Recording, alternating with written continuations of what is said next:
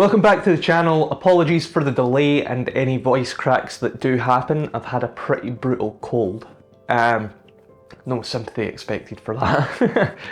But if you're looking to get time-lapse shots like this with your camera, then this is the video for you. Now, we'll be using the EOS R time-lapse function, however many consumer mirrorless cameras have the similar functions available. There's also another great way of capturing time lapses on the go without messing with settings, but more on that later in the video. So first, to set up our time lapse, you'll want to navigate to the menu on your EOS R or camera of choice and select time-lapse movie mode and enable this.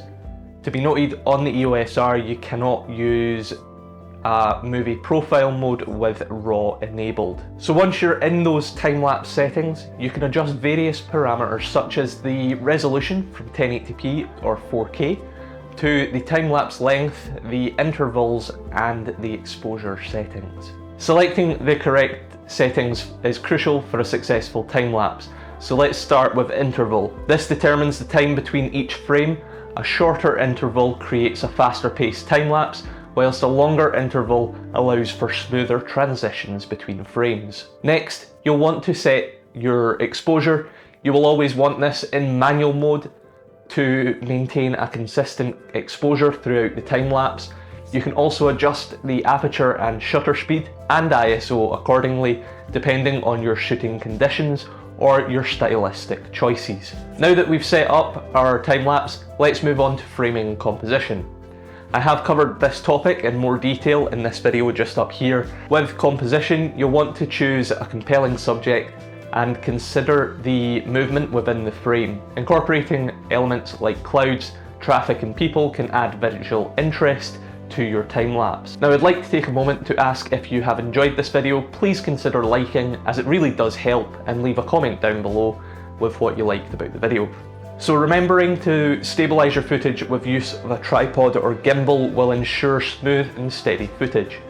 You can also use camera features such as the electronic level to ensure that the horizon is always straight within your composition. With everything set up, you can start your time lapse. Simply half press the shutter button and then follow the on-screen prompt and press the record button. You can monitor the progress of your time lapse via the LCD screen, however there is a function to conserve battery power to turn off the screen. Once you've captured enough frames or want to end the recording, simply press the record button again and you will have a stunning time lapse that is ready to be edited. So you can spice up the time lapse combining this with an electronic gimbal, however this is something that I can cover in another video. So on to the time lapse that anybody can do regardless of what camera you've got. If you're run and gun shooting, this is perfect, as you simply set the camera up and click record. Now for this method, you will want to run this for around 5 to 10 minutes, 15 or even 20, depending on the length and the amount of movement you want in your frame. The magic is then created within your chosen editing software.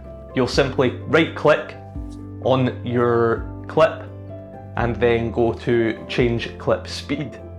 You will want to put this at around 3000 or more, although you can play around with this number for the desired effect you want. And there you have it, two very different ways but great ways to create a time lapse. If you have enjoyed this video, please consider giving it a like rating. If you have any comments, leave them down below and I'll get back to you. If you want to see more from my channel, please consider hitting that subscribe button to be notified when the next video goes live. Thanks again for watching and I'll catch you in the next one.